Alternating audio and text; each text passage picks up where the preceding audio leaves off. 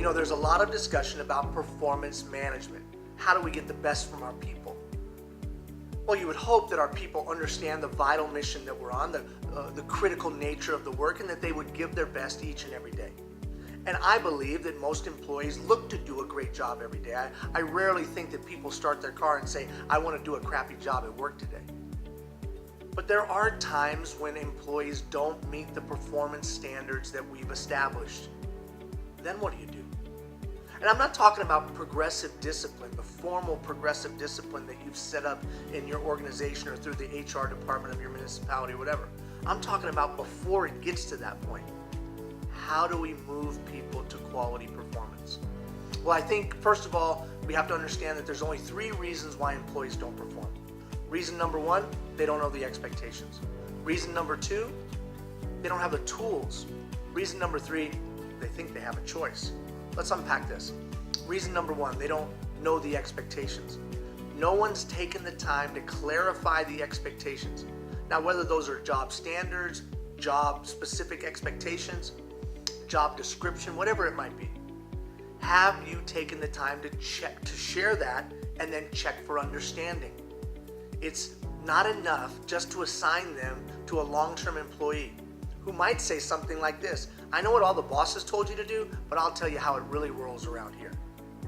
So number 1, they don't know the expectations. Number 2, they don't have the tools. Well, what do you mean by that, Ian? They don't have the physical tools. You hired the wrong person for the job. Or secondly, maybe you didn't provide the training. Or then finally, maybe they don't have the physical tools. Third, they think they have a choice. There are some things that your employees have choices in, and there are some things they don't have choices in. I'll use the very vivid example or overt example of, there's no choice in the protocols that we use when we go on a field trip in our before or after school program, where we take the kids somewhere, we count them off the bus, we count them on the bus. We have a strict protocol that we utilize. There's reasons for that. And there's important and vital ways that we do it. Why? Because safety. And we do it this way, and you don't vary from it, period. You don't have a choice. But there's some other things that employees do have choices in. Maybe you give them the freedom of what their attire is, or maybe you give them the freedom of how they answer the phone. You want them to be friendly, and you want them to use a salutation, and you want them to identify who they are and the like, but you let them choose the words they use. See, oftentimes employees get confused what they have a choice in and what they don't. Now, 3 reasons why employees don't perform. If you want to manage performance, the first thing you've got to identify is the 3 reasons. Which of the 3 reasons? You've got to be like a good doctor.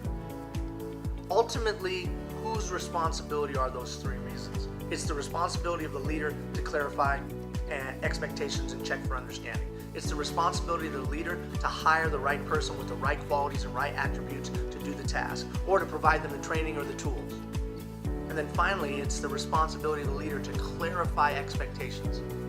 If you want more information about this concept and how to coach poor performance before we get to progressive discipline, go to the leadershipintensive.life.